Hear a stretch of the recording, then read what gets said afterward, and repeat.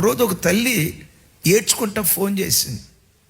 అయ్యా, నేను మానసికంగా పిచ్చిదాన్ని అయిపోయా, సైకలాజికల్గా నాకు ప్రాబ్లం వచ్చింది, నా బాధ ఎవరికి చెప్పాలో అర్థం కావట్లా, పిచ్చిదాన్ని అయిపోయా, నాకేం అర్థం కావట్లా, ఏడ్చుకుంటా ఫోన్ చేసింది. ఏమైందమ్మా, ఏంటి, ఏం జరిగింది అని అడిగాను. ఆ బిడ్డ ఏడుస్తూ ఏడుస్తూ మా సొంత అన్నే మా కుటుంబాన్ని ముంచేశాడయ్యా.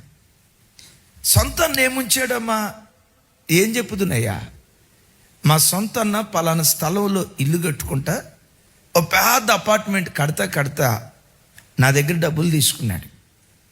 అలాగే విధవరాలైన మా అక్క దగ్గర డబ్బులు తీసుకున్నాడు. దరిదాపుగా నేను మా అక్క ఇద్దరు కలిసి 1,50,00,000 ఇచ్చాం.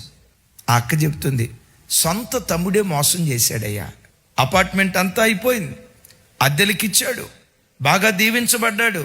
మేము వెళ్ళి, రే తమ్ముడా, అదే అప్పుడు అప్పిచ్చాం కదరా, బావ చనిపోతే ఆ వచ్చిన డబ్బులు నీకు అవసరమని ఇచ్చాం కదా, డబ్బులు అడిగితే మమ్మల్ని చూసి డబ్బులు ఇచ్చావా, ఎవడికిచ్చావు, ఇచ్చిన ఆధారం ఏదన్నా ఉంటే చూపించు, కాగితం చూపించు, ఎవడికిచ్చావు నువ్వు, అరే నువ్వు తోబుట్టురా, నీకెట్లా కాగితం ఇస్తావు, మనం ఒక తల్లి పాలు తాగి పెరిగిన వాళ్ళం రా, ఒక తల్లి కడుపును పుట్టిన వాళ్ళం రా, మన మధ్యలో కాగితాలు ఎందుకో, ఈ సెంటిమెంట్లు నాకు పనిచేయవు అన్నాడంట.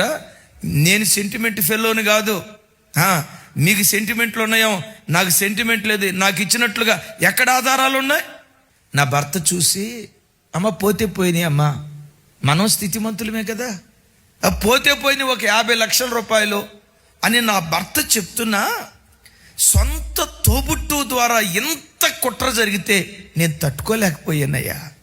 నా గుండె కోత ఎవరికి చెప్పుకోవాలి, ఆలోచించి పిచ్చిదాన్ని.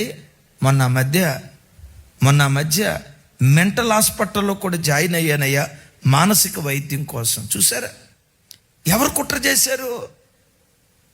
చాలాసార్లు శత్రువుల ద్వారా కుట్ర అనుభవిస్తాం. వాళ్ళు శత్రువులు కదండి, వాళ్ళు పగోళ్ళు కాబట్టి కుట్ర చేశారండి అని అనుకుంటాం.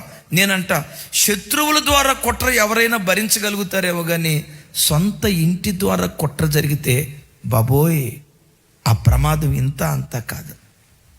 దావీదు ప్రార్థించినట్లుగా, పౌలు వారు ప్రార్థించినట్లుగా కంటికి కనబడి కొందరు, కంటికి కనబడకుండా కొందరు, ఎవ్వరు కుట్ర చేసినా ఆ కుట్రదారుల కుయుక్తులను నేలమట్టం చేసేది ఏదయ్యంటే ప్రార్థన. అలాంటి ప్రార్థన దయగల దేవుడు మనకు దయచేయునుగాక.